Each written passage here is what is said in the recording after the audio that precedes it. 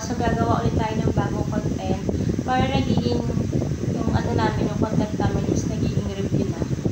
So, meron kami ditong parang mogu-mogu, pero version siya, available lang siya sa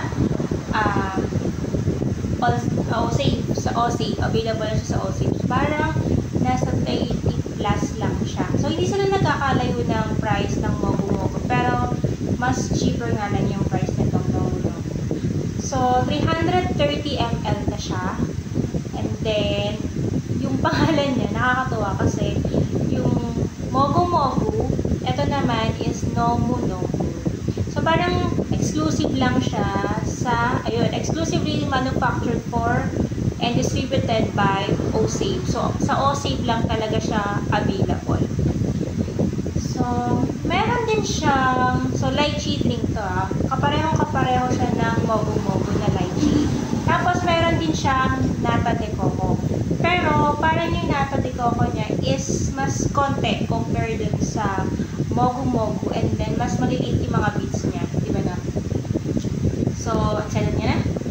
Try natin. So, first time namin tong iinumin. So, titikman namin. First time namin tong matitikman kung may difference ba sila ng mogu-mogu. Or kung ano mas masarap, mogu-mogu o yung nomu-nomu. Dapat pala meron din tayong mogu-mogu para na-compare natin. Yan na. Sige, next time. So, syempre kay Jay ito. Wait lang! Yung amoy muna, syempre.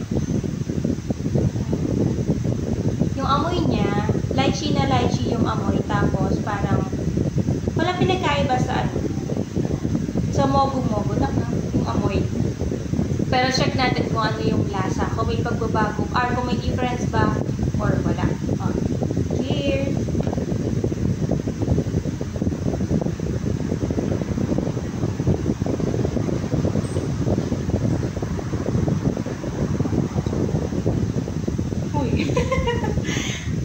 So, wala siyang halos pinagkaiba sa mogu-mogu. Kalasang-kalasa siya ng mogu-mogu. Yun nga lang talaga, mas konti yung nata de coco nito compared dun sa mogu-mogu, and then mas maliliit compared doon niya. So, sa lasa wala siyang pinagkaiba. Halos pareho lang. Kung papainumin kayo ng nakaganto, halos hindi nyo ma-differentiate kung alin ang mogu-mogu at ang nomu-nomu. So, mas cheaper nga lang si nomu-nomu compared dito kay mogu-mogu. Pero, sa OSAVE kasi available din yung mogu-mogu. Diba na? Available din siya. Tapos yung ibang flavor niya available din. So, yun lang. So, halos pareho lang siya ng mogu-mogu. And then, yun. Masarap din. Masarap siya actually. Mas cheaper nga. Kung nagtitipid kayo, kung gusto niyo ng mogu-mogu pero medyo tight ang budget. So, pwede itong pang-alternative. Yun nga lang, sa OSAVE lang siya mabibili. Yun lang. So, share lang namin. Tapos, yun, na-try din namin. So, masarap